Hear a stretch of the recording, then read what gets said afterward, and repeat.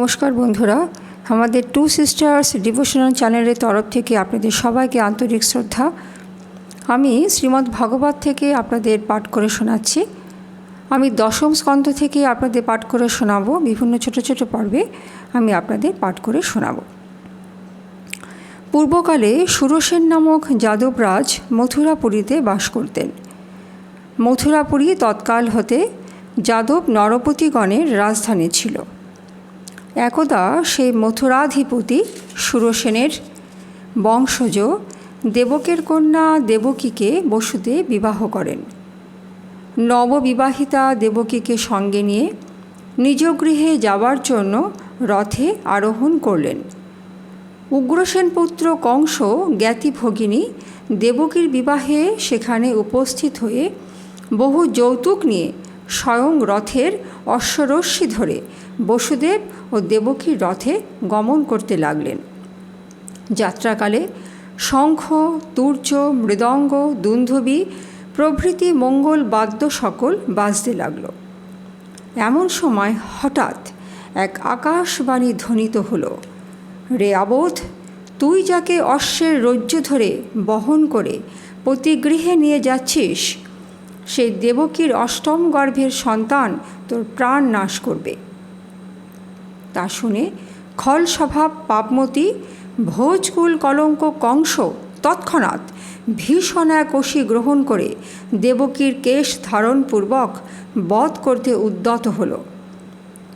তখন বসুদেব সান্ত্বনাপূর্বক বললেন, হে বীর কংস, তোমা হতে ভোজকুলের সম্মান বাড়ছে, সমস্ত বীরগণ তোমার প্রশংসা করে থাকে। তোমার মতন লোকের কি ভগিনী হত্যা করা শোভা পায়? সমস্ত জীবেরই মৃত্যু দেহের সঙ্গেই জন্মগ্রহণ করে। অদ্য বা শতবৎসর পরই হোক, প্রাণীদিগের মৃত্যু ধ্রুব সত্য। দেহ ধ্বংসে দেহি স্বীয় কর্ম অনুযায়ী পূর্ব দেহত্যাগ ও দেহান্তর গ্রহণ করে। যেমন জলৌকা এক তৃণ ত্যাগ করে পদ দ্বারা অন্য তৃণ গ্রহণ করে।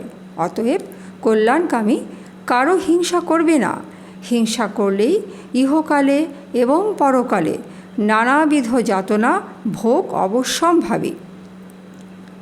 কিন্তু খল স্বভাব কংস কিছুতেই দেবকী বধ সংকল্প ত্যাগ করল না। বসুদেব দেবকীর আসন্ন মৃত্যু নিবারণ করবার আর কোনো উপায় না দেখে বিশেষ বিবেচনাপূর্বক চিন্তা করে পাপমতী কংসের প্রশংসা করে মনোদুঃখ গোপন করে সহস্রবদনে বললেন, হে শান্ত প্রকৃতে, দৈববাণীতে যা শোনা গেল তাতে দেবকী হতে তোমার প্রাণনাশের আশঙ্কা তো করা যায় না। দেবকীর গর্ভজাত পুত্র হতে আশঙ্কা আছে সত্য।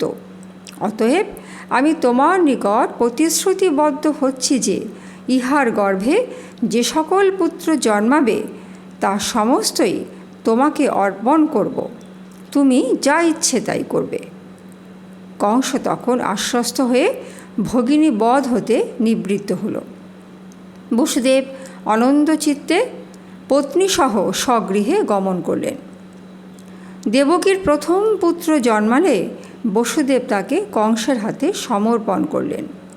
ভক্তগণ সর্বপ্রকার দুঃখ সহ্য করতে পারেন, আর বহির্মুখ ব্যক্তিগণ অকরণীয় কোনো কুকর্মই নাই।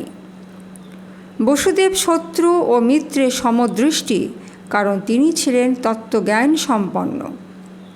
তার অদ্ভুত সত্যনিষ্ঠা দর্শনে কংস পরমপ্রীত হয়ে বললেন, তুমি তোমার পুত্রকে লয়ে গমন করো, কারণ প্রথম পুত্র হতে কোনো আশঙ্কা নাই।